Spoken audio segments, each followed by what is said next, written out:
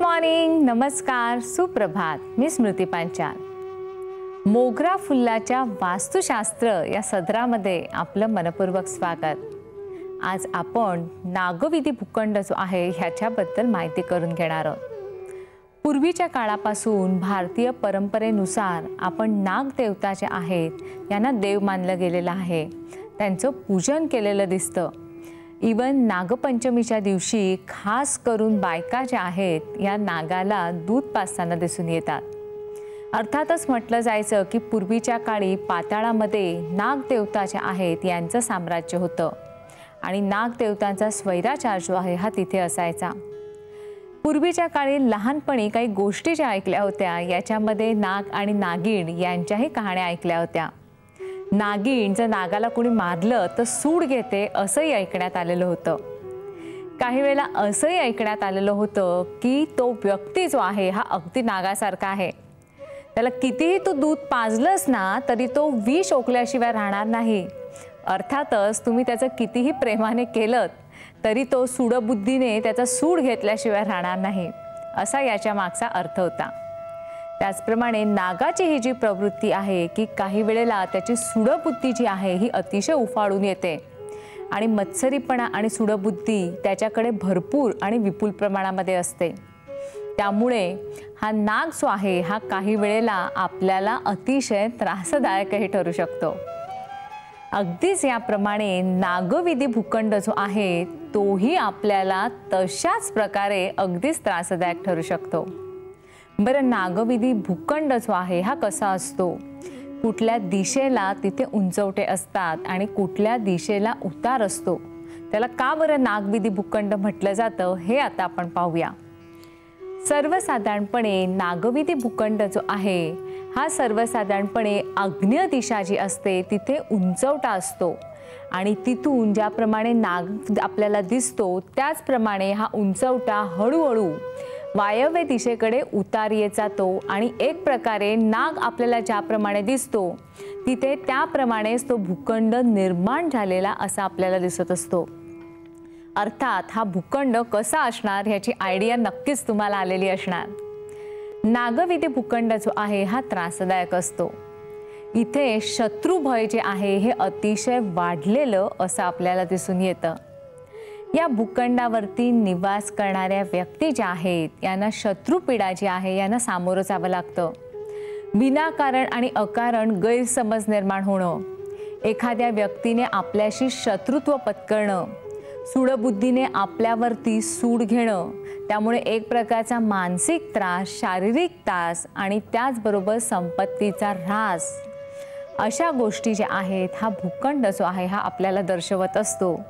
त्यामुळे ज्याप्रमाणे नाग फुटकार सोडतो त्याप्रमाणे या सगळ्या वाईट गोष्टी आपल्या आयुष्यामध्ये इथे निवास करणाऱ्या व्यक्तींना घडताना दिसून येतात. असा भूखंड जर आपल्याला मिळत असेल तर शक्यतो टाळावं, कारण आपलं मानसिक स्वास्थ्य तिथे अजिबात चांगलं राहणार नाही. कारण तुम्ही उगाच चिंतेमध्ये राहणार आहात. अकारण चिंता, विवंचना याची सामोरं आपल्याला निश्चितच जावं लागेल. मात्र असेही भूखंड एखाद्या व्यक्तीला मिळालेले असले आणि ते भूखंड त्याला विकायचे नसले तर ते भूखंड तिथल्या तिथे योग्य त्या उपाययोजनांनी आपल्याला निश्चितच फेवरेबल करता येतात. मात्र त्यासाठी योग्य सल्लागाराचा सल्ला घेणं आपल्याला आवश्यक असतं. नागविधी भूखंडानंतर आता आपण जो भूखंड पाहणार आहोत याचं नाव जे आहे हे थोडंसं विचित्रच आहे. वैश्वनरविधी भूखंड. अर्थात या नावामुळून आपल्याला लक्षात आलं असेल की काहीतरी तिथे प्रॉब्लेम असणं निश्चितच आहे.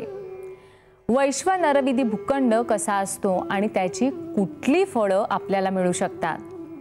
सर्वसाधारणपणे वैश्वनरविधी भूखंड जो आहे ह्याचा वायव्य भाग जो आहे किंवा वायव्य दिशा जी आहे ही इतर दिशांपेक्षा सगळ्यात उंच झालेली अशी आपल्याला दिसून येते आणि त्याचबरोबर आग्नेय दिशा जी आहे हिला उतार आलेला दिसून येतो. असे भूखंड जे आहेत यांना वैश्वनरविधी भूखंड असं संबोधलं जातं. वैश्वनरविधी भूखंड याच्यावरती कुठले त्रास तिथे निवास करणाऱ्या व्यक्तींना भोगायला लागत असतील थोडासा विचार करा. वैश्वनरविधी भूखंड जो आहे हा बेसिकली घरातल्या कौटुंबिक सदस्य आणि स्त्रिया ज्यांचं लग्न झालेलं आहे यांच्यासाठी अतिशय त्रासदायक ठरतो। घरामधला कर्ता पुरुष किंवा मुलगा जो असेल हा स्वैराचार करतो। एकापेक्षा अनेक लग्न करणं किंवा लग्न झालेलं असतानाही एखाद्या परस्त्रीशी संबंध ठेवणं किंवा अनेक स्त्रियांशी संबंध ठेवणं यासारखे वाईट प्रकार जे आहेत या भूखंडावरती घडताना आपल्याला दिसून येतात। त्यामुळे त्याची पत्नी किंवा स्त्री जी आहे ही नेहमी दुःखी, कष्टी आणि अतिशय दुभंगलेल्या मनस्थितीमध्ये आपल्याला आढळून येते। तिचं मानसिक स्वास्थ्य आणि आनंद जो असतो हा हिरावून गेलेला दिसतो आणि त्यामुळे तिथे सतत पती आणि पत्नी यांच्यामध्ये भांडणं होताना आपल्याला दिसत असतात आणि त्यामुळे त्यांची लहान लहान मुलं अर्थात पिल्लं जी आहेत तीही काहीशी घाबरलेली आणि अचंबून गेलेली दिसत असतात। त्यामुळे पूर्णपणे हे कुटुंब जे आहे हे त्रासलेलं आणि दुभंगलेलं असं दिसून येतं। सर्वसाधारणपणे वैश्वनर भूखंड जो आहे हा आपण खरेदी न केलेला चांगला। वैश्वनर भूखंड असा भूखंड कोणाला पाहिजे किंवा अशा प्रकारचा पती जो स्वैराचार करतो किंवा परस्त्रीशी ज्याचे संबंध असतात असा पती जो आहे हा कुठल्याही पत्नीला किंवा कुठल्याही स्त्रीला कधीही नको असतो। प्रत्येकालाच आपला जोडीदार जो आहे हा विश्वासू हवा असतो। त्यामुळे शक्यतो असा भूखंड जर एखाद्या व्यक्तीला मिळालेला असेल किंवा आपल्या आयुष्यामध्ये अशा प्रकारचे त्रास जर निर्माण झालेले असतील तर नक्कीच आपला भूखंड जो आहे हा आपण तपासून पहा। हा भूखंड जो आहे याला योग्य उपाययोजना ज्या आहेत त्या देऊन नंतरच हा भूखंड आपण वापरामध्ये घेऊ शकतो आणि नंतरच गुण्यागोविंदाने तिथे आपण राहू शकता। मला वाटतं कुठल्या पुरुषालाही अशा प्रकारचं कुटुंब निश्चितच आवडत नसावं की आपली पत्नी जी आहे ही दुःखी कष्टी आहे, सतत मानसिक विवंचनेत आहेत, आपलं नाव पुढे चालवणारी आपली मुलं जी आहेत तीही एखादी घाबरलेली किंवा एखाद्या घाबरून गेलेल्या हरणासारखी घरामध्ये राहत आहेत, दुःखी कष्टी आहेत। त्यामुळे पूर्ण घर जे आहे त्याचं मनस्वास्थ्य हरवून गेलेलं आहे। कुणालाही सर्वसाधारणपणे अशी स्थिती जी आहे ही निश्चितच आवडणार नाही। मात्र अशा भूखंडांवरती वास्तव्य करणाऱ्या व्यक्तींच्या लेखी ही स्थिती येण्याची शक्यता असते। योग्य सल्लागाराचा जर आपण सल्ला घेतला तर निश्चितच असे भूखंड जे आहेत हे आपल्याला फेवरेबल ठरू शकतात। सर्वसाधारणपणे ब्रह्मासेट किंवा नवग्रह सेट याच्या सहाय्याने हे भूखंड जे असतात हे आपल्याला बांधावे लागतात। त्याचबरोबर टर्मोलाईनचे पेबल्स याचाही तिथे वापर करावा लागतो। त्यानंतर ह्या भूखंडाचा त्रास आणि त्याच्या त्रुटी ज्या आहेत ह्या निश्चितच आपल्याला काढता येतात आणि गुण्यागोविंदाने आपलं कुटुंब जे आहे आनंदाने तिथे नांदू शकतं।